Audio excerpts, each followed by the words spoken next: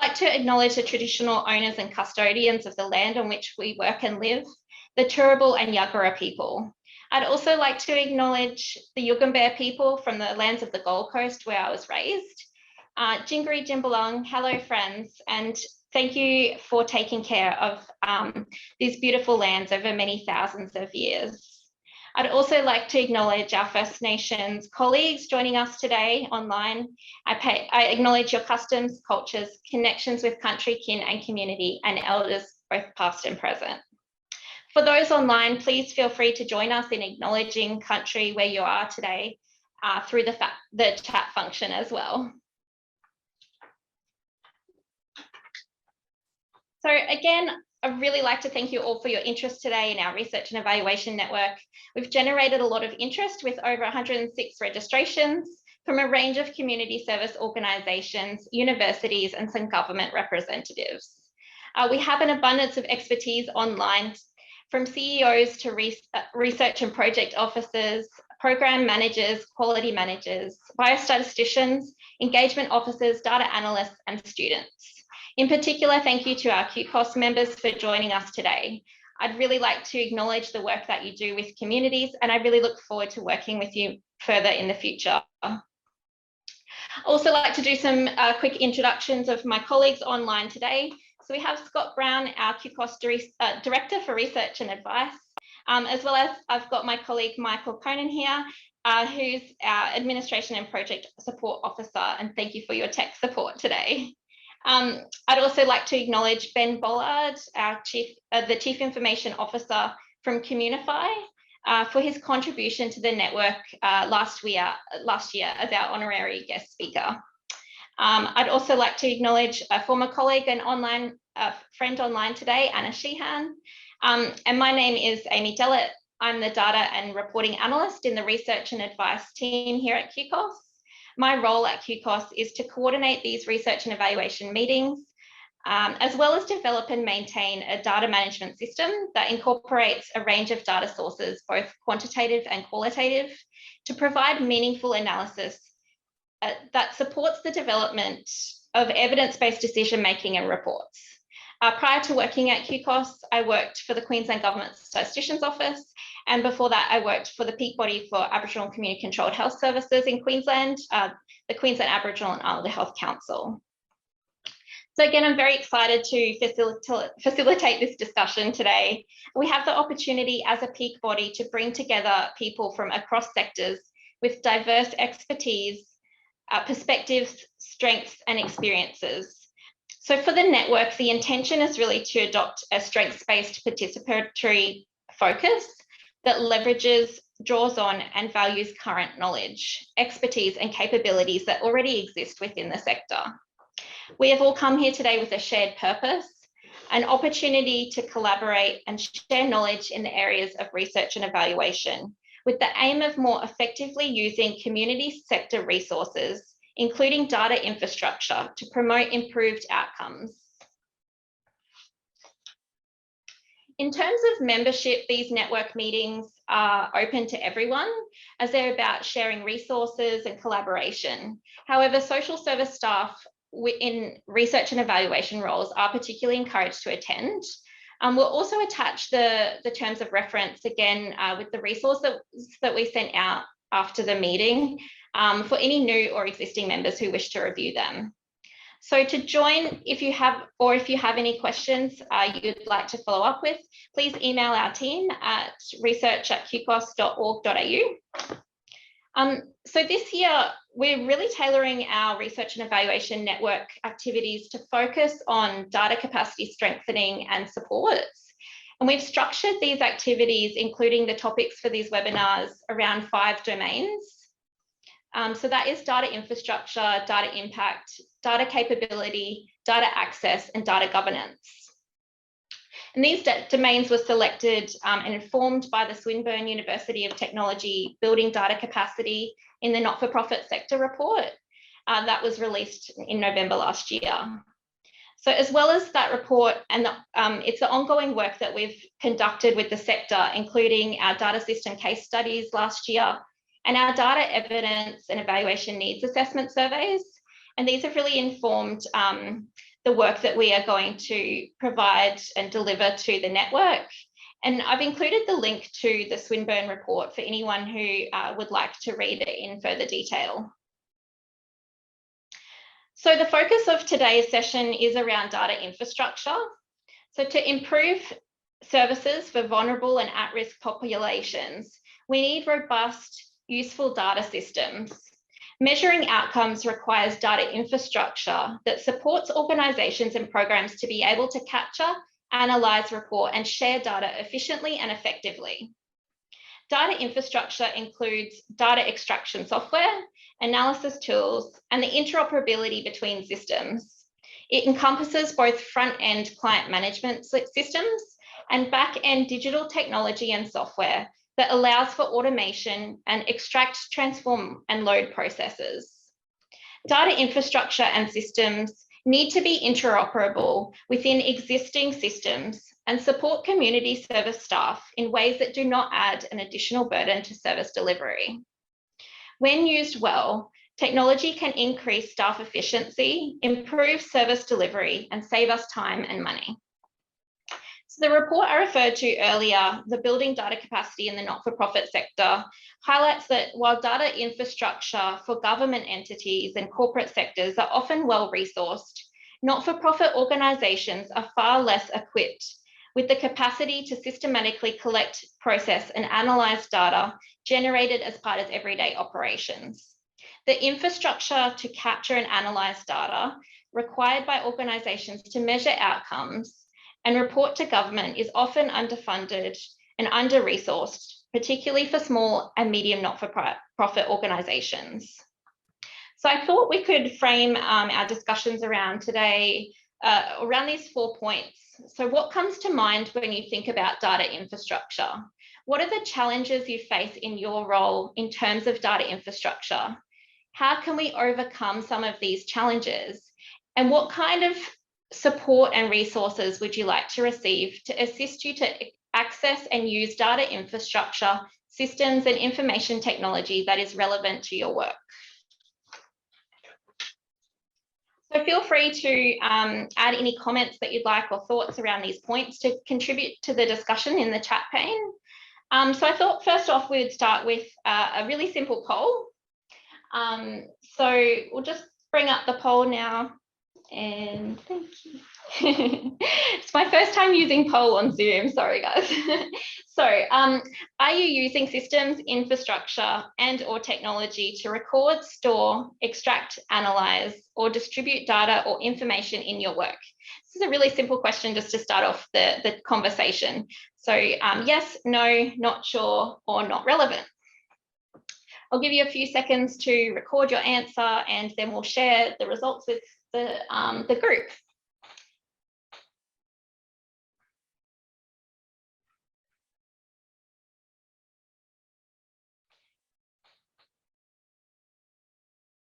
Great, so yeah, overwhelmingly, everyone's saying yes, most people are saying yes, 10% not sure, 10% no. But yeah, so you're using systems, infrastructure or technology to support you in your work. So you're in the right webinar, which is fantastic.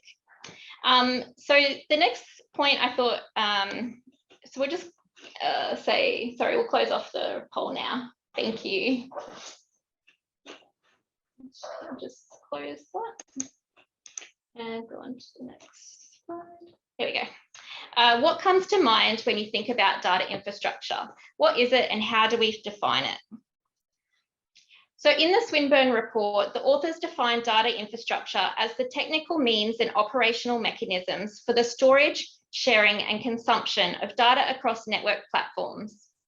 It depends on compatible software, analysis tools and data commons to enable the distribution, connection and handling of data.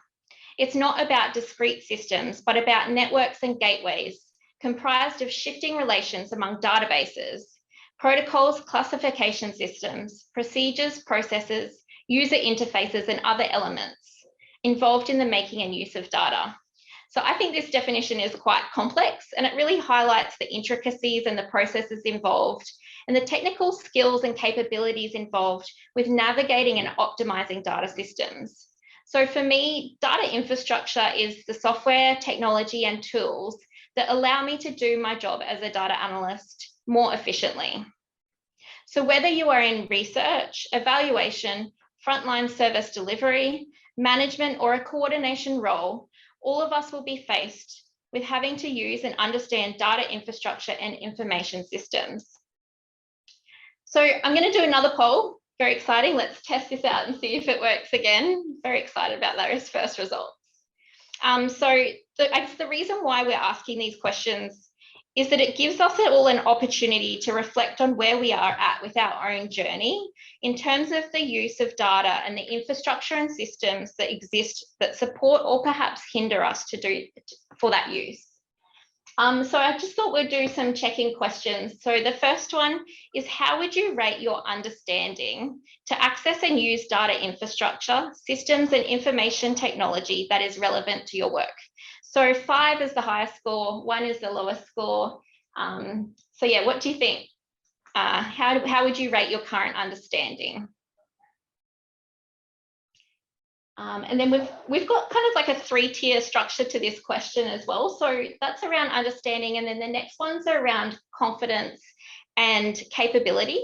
So we'll just leave a couple more minutes for everyone to include their responses, and then we'll have a look at what the results are.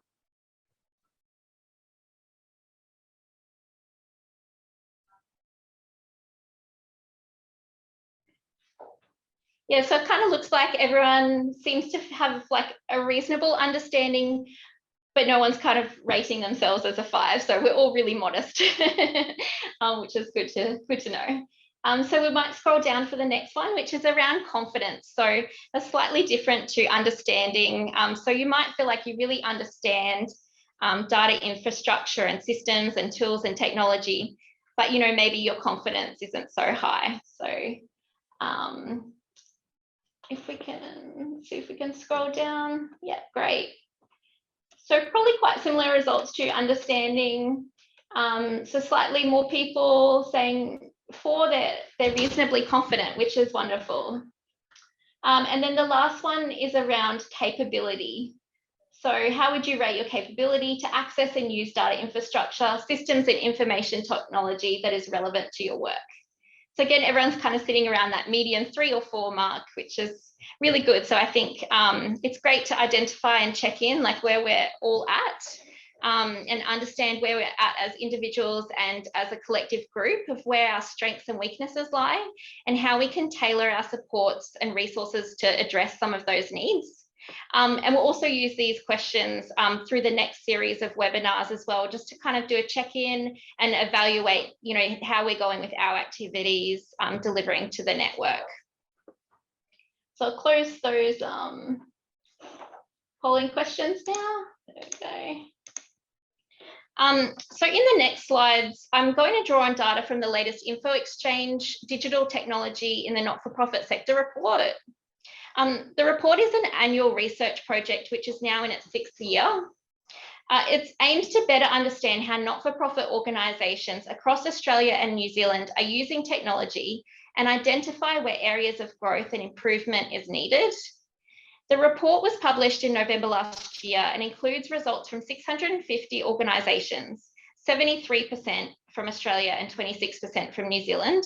And I've included a link to the report if anyone would like to have a further read in detail of the report. And I've also gone back to the previous year's report to highlight what has changed for some of the findings. So according to the latest report, not-for-profit staff are more confident in using technology and systems than they were a year ago. 50% were confident or extremely confident, compared to 52% in 2020. This is kind of, I guess, quite similar to where we are at with those results that we've just included with our confidence level. Less than a quarter of not-for-profits, however, have a digital transformation or IT improvement plan in place. And I think that's really an opportunity for organisations to better plan for, implement and benefit from emerging technologies based on an organisation's needs and structure. So what systems are being used in the not-for-profit sector? So nationally, these results are from the same report. Of staff from not-for-profit organisations, 35% said they're using commercially available systems as their primary system to capture information. 28% are using Microsoft Office, so Word or Excel. 16% are using bespoke systems or custom systems. 6% are using paper-based, and 5% are using government-mandated systems. As well as looking at national data, we also have some Queensland figures to draw on from the sector. So in May 2021, QCOSS conducted a survey to examine the use of data information and client management systems across the community services sector. The survey explores organisational capability to measure client outcomes and identifies challenges and barriers being faced in the collection, analysis, and reporting of program data. The survey is still open, and we're really interested in collecting this feedback from as many organisations as possible. And as part of the results of this work, it will then inform and adapt and how we respond to the data needs and challenges identified by the sector. So if you haven't already filled out the survey, I'd encourage you to do so. And I've included the link to the survey on the slide here. We'll also send out the link again with the resources from today's webinar.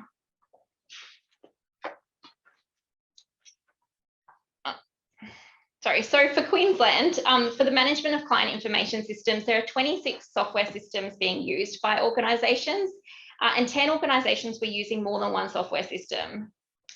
The most common software identified was Service Record System, developed by the vendor exchange, Info Exchange, with 6 or 24% of the surveyed organisations using this software.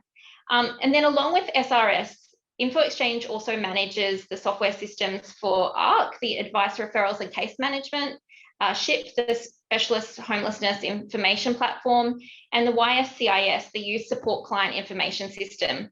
So bundled up with all of these systems, that actually accounts for 40% of the systems used across the 25 organisations who answered this question in the survey. So we need systems that support us to do our work. As we all know from our experience over the last 2 years, our sector has proved to be adaptable, flexible, and really resilient while responding to new challenges posed by COVID-19 lockdowns and working remotely. So more and more organisations have embraced new technologies that support them to effectively deliver services to their community and clients. However, there's large variation that exists in the sector with the systems and that enable and support staff to work remotely and in the office, and some more effectively than others. So nationally, 67% of organisations reported that their primary system enables staff to work efficiently and effectively in the office and remotely. This was the same in 2020. Commercially available systems and bespoke systems seem to fare a bit better to support staff working in hybrid models at 79% and 74% respectively, as well as other software at 81%. So in 2021, 41% of not-for-profit organisations are using at least one type of new or emerging technology. This was compared to 52% in 2020. 10% are using data-driven technology solutions and platforms. 8% are using artificial intelligence and machine learning.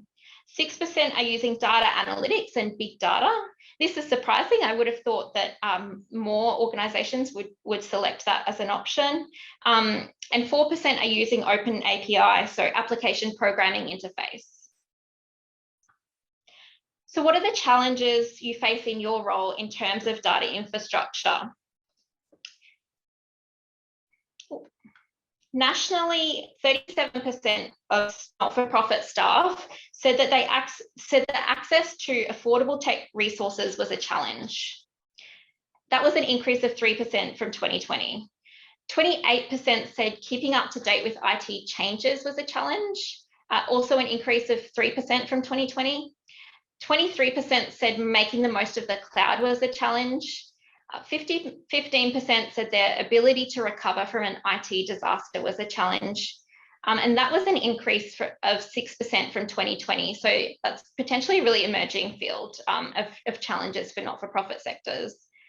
And 11% find refreshing their IT infrastructure was a challenge as well. So our 2021 QCOSS Needs Analysis Survey indicated similar results with challenges around data systems and technology. We asked, what are the challenges and barriers your organisation has in collecting and analysing data?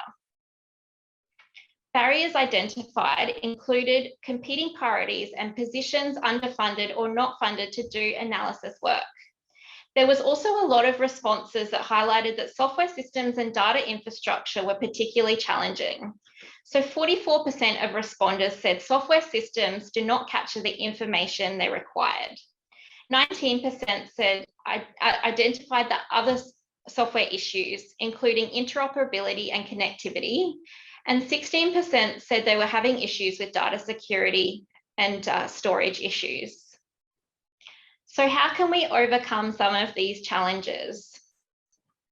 Nationally, organisations identified some of the top priorities for the not-for-profit sector, and many of these responses were around improving and addressing issues experienced with information systems, technology, and data infrastructure. In 2021, 24% of responders saw improving data and information security as a top priority. 20% said implementing new CRMs were a priority. 17% said moving to the cloud was a priority. 15% are upgrading IT infrastructure, which was a decrease of 7% from 2020. And 15% were exploring new technologies and innovations. So our 2021 Needs Analysis Survey again reiterated some of these results.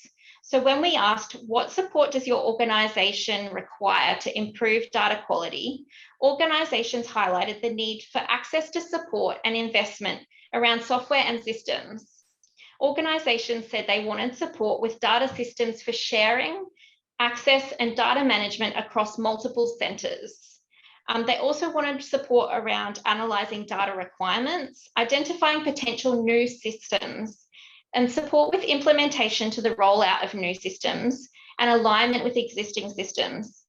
Organisations also highlighted the need for cost-effective data systems and financial support to improve systems, system performance, and optimisation and updates.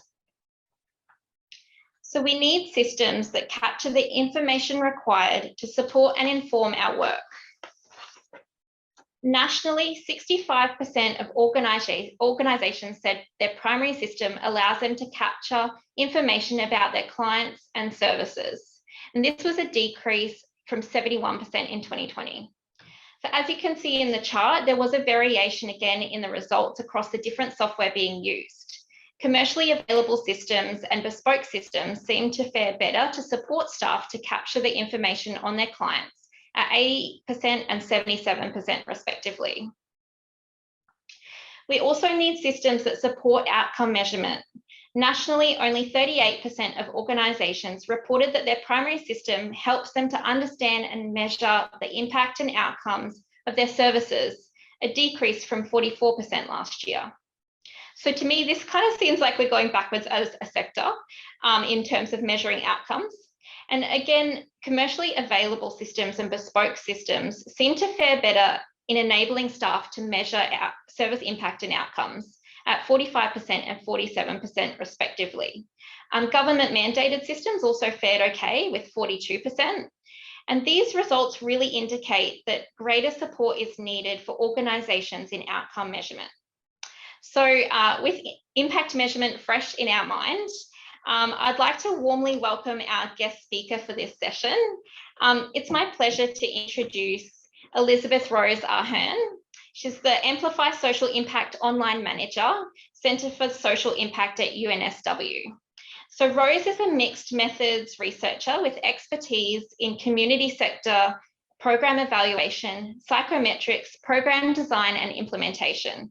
Alongside leading Amplify Online, the social sector's first online repository of impact measurement tools that are consistent, evidence-based and accessible.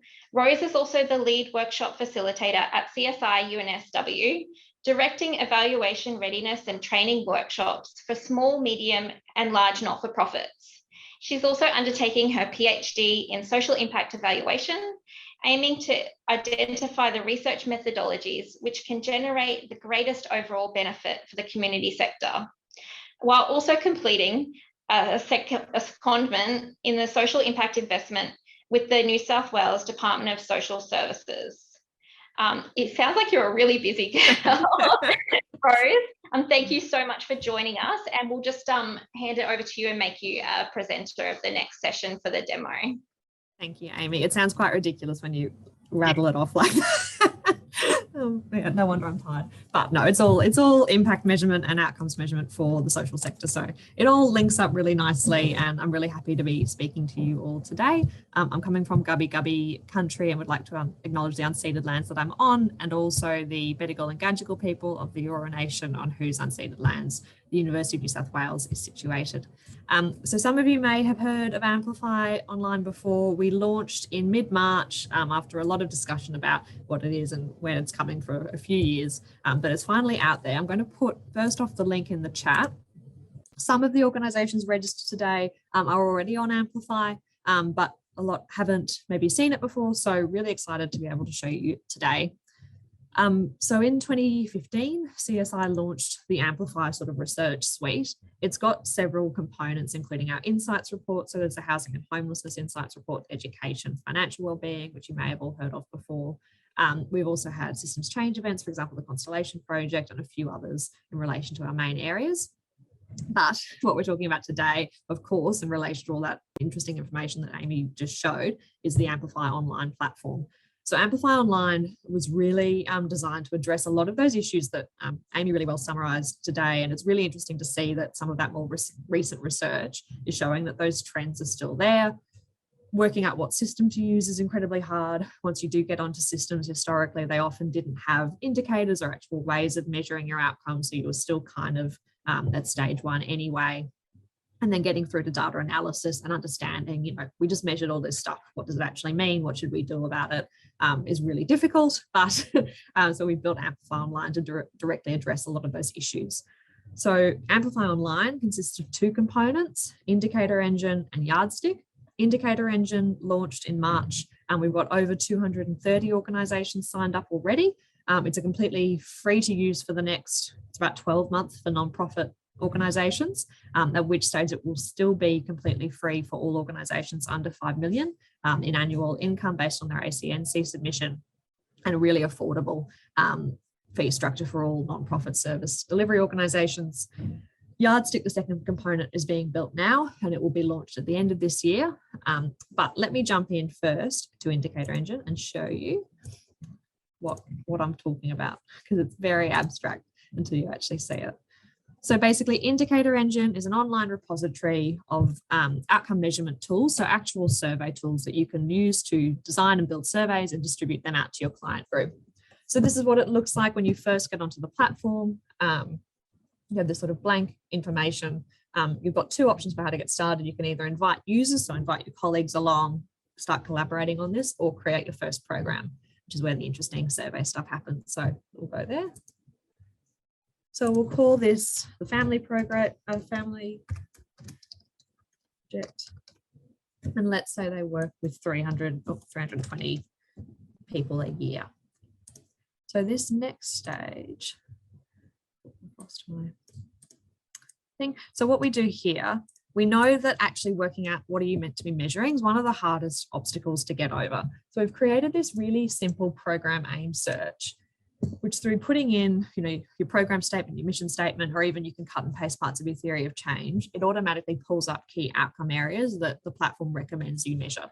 So for example, for the for the family program, we provide support to single mothers and their families, advocating for their rights and wellbeing at work, in the home, and in the community.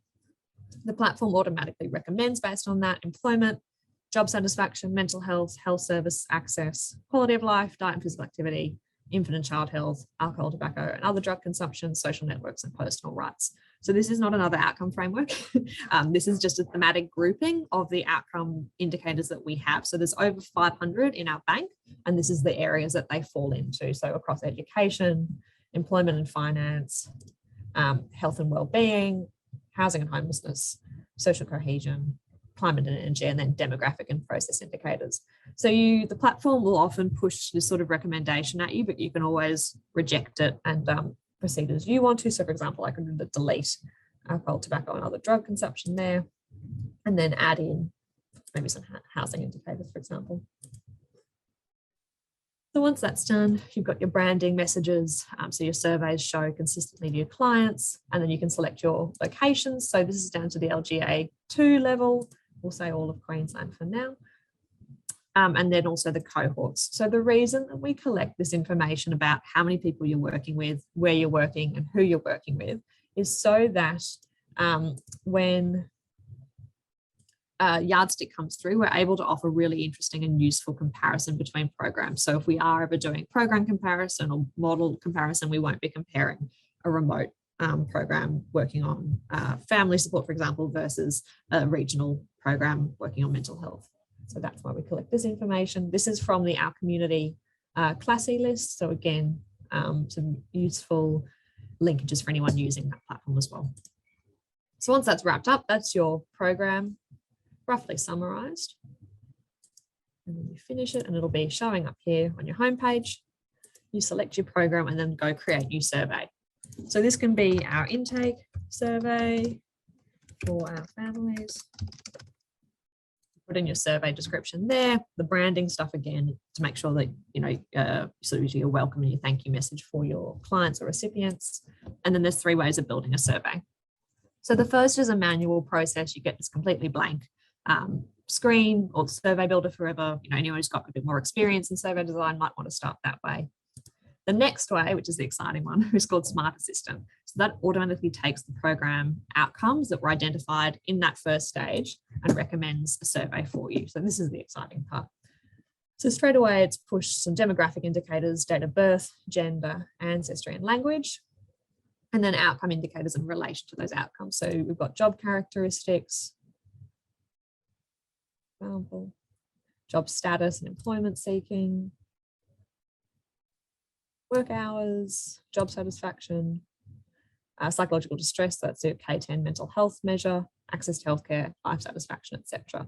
Again, this is one of these cases where if you don't like an indicator that's been recommended, you can delete it, or you can add more from our indicator bank, which if I scroll up is just here on the right. So what you'll already be noticing is that our indicators all have this 5-star system against them. So that's our way of trying to support the sector to be able to really quickly understand and see which indicators are most recommended by the Centre for Social Impact. So to do that, we developed something called the PIPLA criteria, which assesses a few key elements of measurement tool quality. So psychometric quality, this is the extent to which a measure actually measures what it needs to. Inclusive design is if relevant population groups were included in writing the questions or designing the indicator. It's not done as often as we'd like to see, but we're really hoping through pushing it and really focusing on it in PIPLA that will increase over time.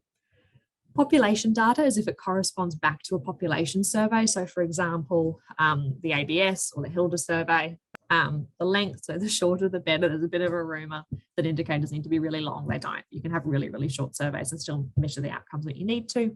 And then affordability, obviously everything that's on the platform is free and affordable, able to be used by the sector.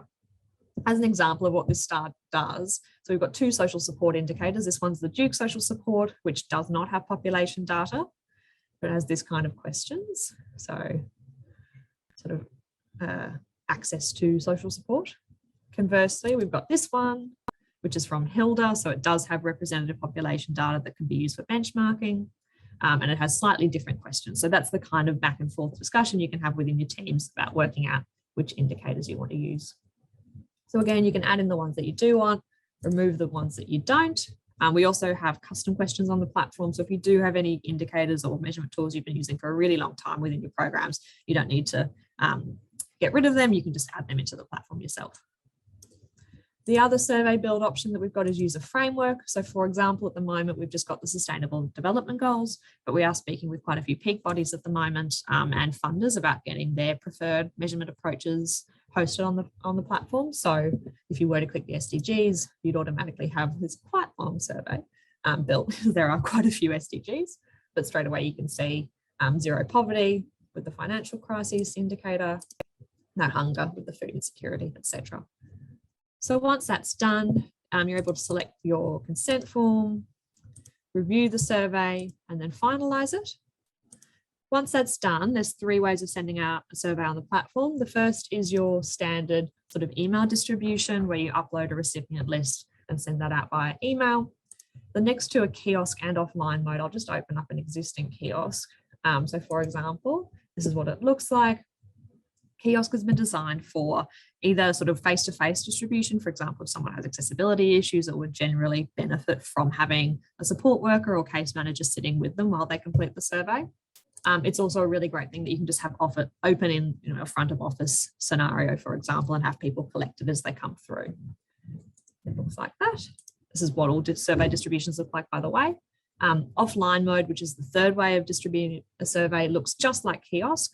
But if I were to lose reception or go to a remote area, the survey would continue collecting. It would store securely on my device and push back to the cloud when I get back to reception. So that's really great for all of our remote organisations and emergency response, etc., who might not have consistent phone service, etc. So in terms of the data, 100% of the data is completely owned by your organisation. It's just hosted on our platform. We can't access it without you giving us permission to do so. You're able to, at the moment, you can track responses, download your survey data. It'll come in as a CSV file and also with a full description of the indicators you've used. However, Yardstick, which is what we're building now, will provide automatic data analysis of the data that's been collected. So for example, it'll go through, has my screen changed to a PowerPoint? Would be different. Yeah, no, let me reshare.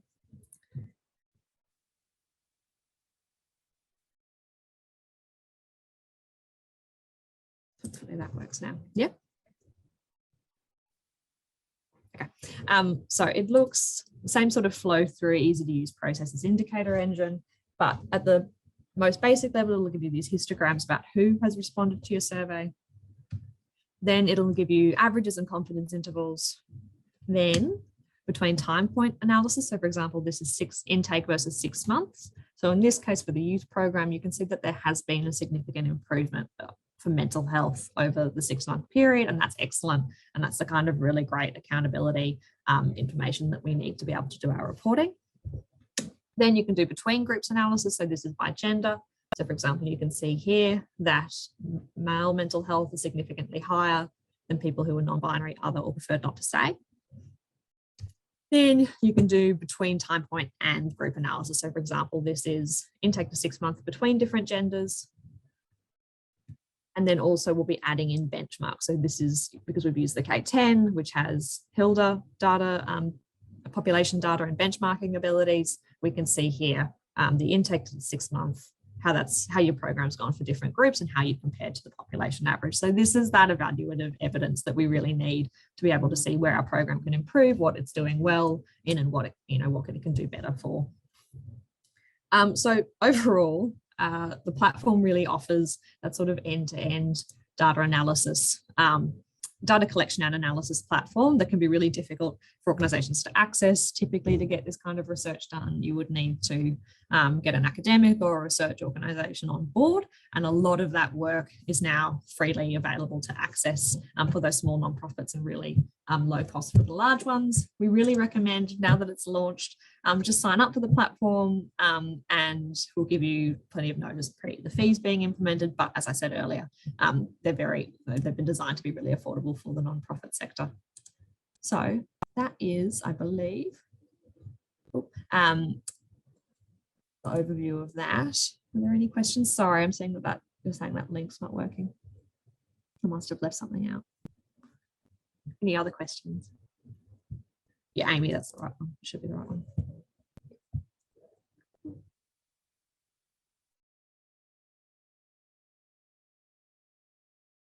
questions?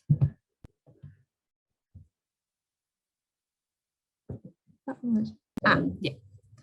Okay. So in relation to the Our Community, the way it relates there is when you register your program and you say which cohort groups you're working with, that is the same data that they use. So that's their Class E taxonomy. So that means that you can really neatly line those programs up, particularly if you are using both. We're also exploring, this came up a bit in Amy's information earlier on, about the sort of data integration and linking different platforms and people requiring multiple. That's what we're really focusing on going forward, is looking for those data integration opportunities. We'd love to have it that sort of all of the data that you might need for your DEX reporting or your Our Community or your funding applications is all flowing through from that one source, and you don't need to be sort of logging into different platforms or, you know, downloading data, which is always a bit of a risk. And the other question, would surveys be suitable for frontline workers rather than end users? Yes, absolutely.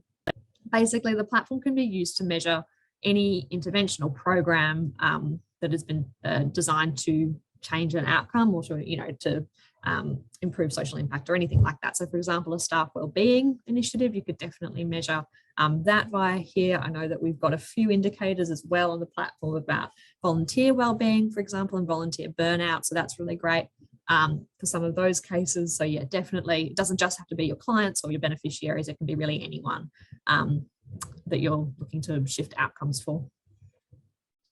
And how do we sign up to the platform? I think that was a direct message, but so to sign up to the platform, I'll share screen again. To log out, actually. So the platform sign up is on this homepage that the correct link that Amy just shared takes you to. So you're able to go top right, register. You need to have your organization name and legal name and your ABN. If you just have a look at the ABN lookup, that's a really good way of making sure that it does line up. And then you allocate your organization owner and sign the T's and C's, and that'll take you through.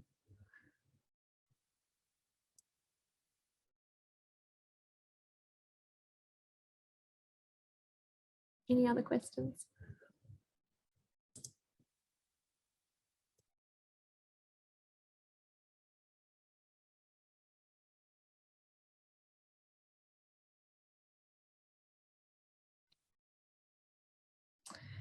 Yardstick is being built at the moment, and it will be available from October, November. Yes, we'll say November just to be safe, but it could be a bit early this year. For organisations who have already signed up to the platform, you'll see it sort of gently rolling out. There'll be a few different tabs out of them, that kind of thing, but that analytics will be ready from November.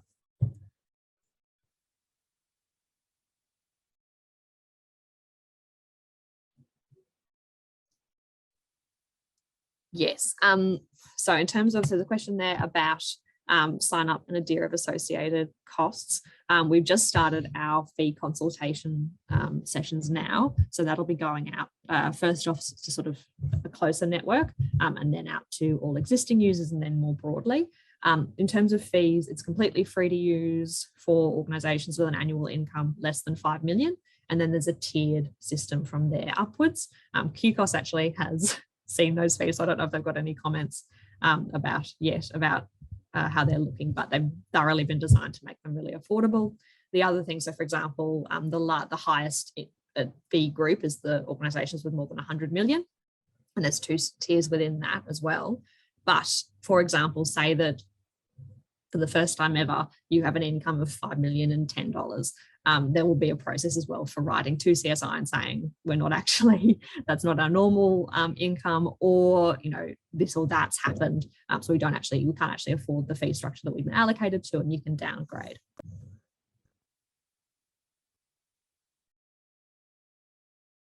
Another question about, can an organisation have more than one contact/owner for the platform sign up? No, it's just the one org owner. But once you've added that, once that first person's joined, you're able to add as many users as you want. That's been a really big question that we've had about number of users who can be added to the platform.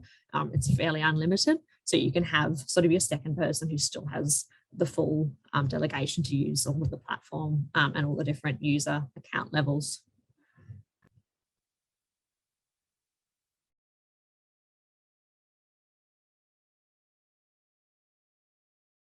Any others?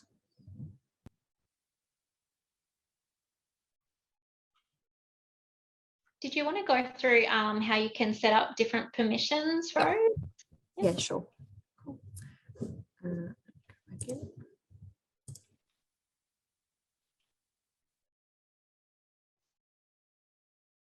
So that was the second thing that the platform sort of suggested you do, other than register your program. It's also to add or remove new users. So for example, here you can see the CSI users on this side. I'll use my dummy account just as an example. So these are the different roles that you have access to.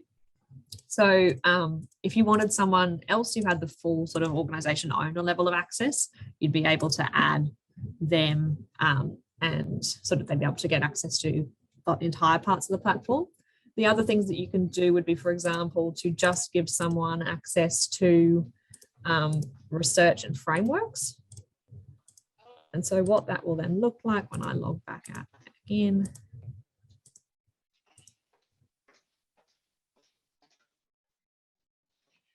is I'll just be able to see now custom questions frameworks.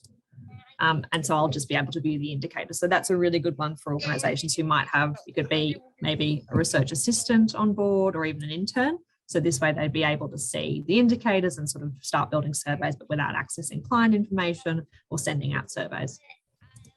The other one that we recommend, which is a really good option, to clean them up, is to just have a user that only has access to kiosk mode. And so this is how you'd set it up if you wanted a sort of a generic login that you had just open in your front office. And so in this case, it would just look like this. So they've only got kiosk mode access. And so you'd be able to have that available just sitting in your front of office in your reception or on a shared iPad or something like that. And as people come through, they'd be able to click the kiosk or have someone support them with this that relates to the program that they're visiting for and then complete the survey in that case. So it's very customizable. One thing that we are looking to add in the near future is to divide it out. And this might be the question, part of the question on, can you have more than one org owner? So for example, particularly for our larger or federated models, you might only have one ABN, but there might be multiple different sort of sub branches. And so we're looking at adding in that sort of an umbrella tiered out system soon. Weekly lunch drop-in session. So that's at 1 o'clock Queensland time on a Thursday. So you can come in whenever you've got a question. If you're at a tricky point of your measurement, if something's not working the way you think it should, you can just come along to those sessions. And it's sort of we're trying to make it very collaborative and lots of different people asking questions that are relevant to everyone. So yes, hope to see lots of you signing up for the platform.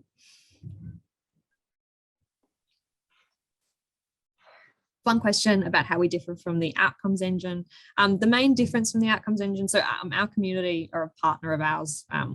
Like we don't see our platforms as contradicting or clashing at all.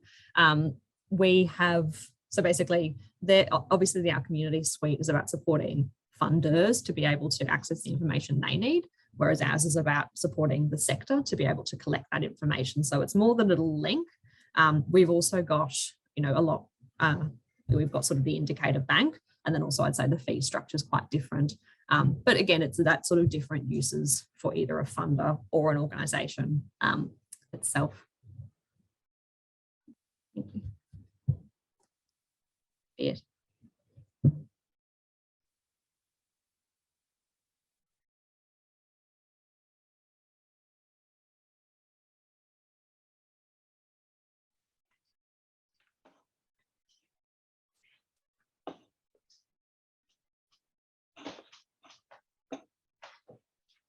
I think that's probably the end of the, oh, here we go, got another one.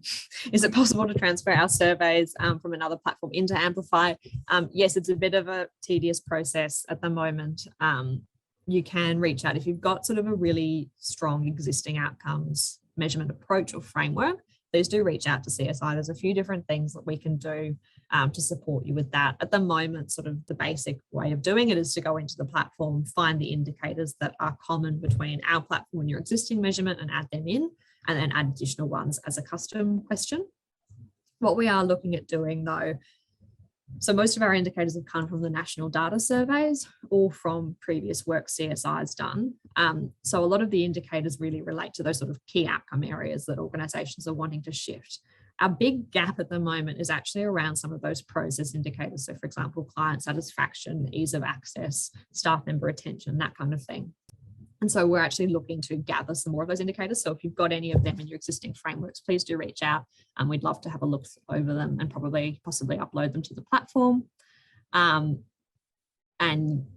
So yes, we're definitely not trying to, dramatically change anyone's outcomes measurement if they've got lots of historical data that's really useful for that sort of long-term tracking. But equally do have a look at the indicators we've got, because they are quality assured, which is the big difference and the big change that Amplify's brought about. I'll say that's probably it, Amy, but we never know. Okay, well, if anyone else has any more questions, just pop them into the chat and we can refer back to you. But yeah, we just really appreciate your time today, Rose, and yeah, appreciate your time and enthusiasm to share and connect with the network. And we really look forward to collaborating with you in the future. And as a user myself who's played around with the tool for a couple of weeks now, I would recommend saving everything.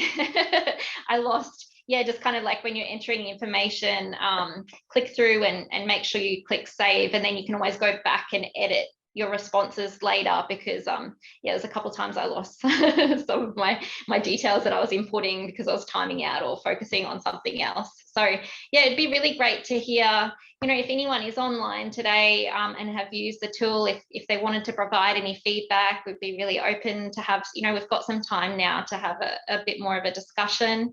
If anyone wants to raise their hands and ask a question directly. I think for me, it's really great. The great thing about Indicator Engine is that I could have invited you to be a guest speaker at any one of our webinars for this year, because it kind of like it's the strength is that it flows through all of the those data domains, obviously providing that infrastructure, the data infrastructure support, and then data impact in terms of measuring outcomes as well. I think everyone can improve their data capability around using the tool with looking at evidence-based measures as well, and how to also just, like identifying program aims and goals and objectives, and then measuring outcomes based on those goals and objectives. I think it's really strong there. I think also it's providing access to data, which, some organizations struggle with, where to start in terms of accessing, and also that infrastructure around data sharing and those capabilities there. And then as well as around data governance as well, where you can set up the users and apply permissions and things like that. So I think, it lends itself really well to all of those domains. And so I would highly recommend, going on to those drop-in sessions. I found them really useful as well.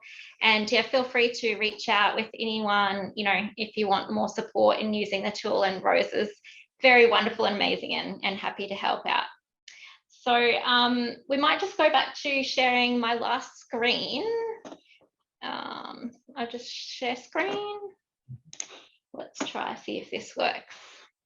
This one, check. Excellent.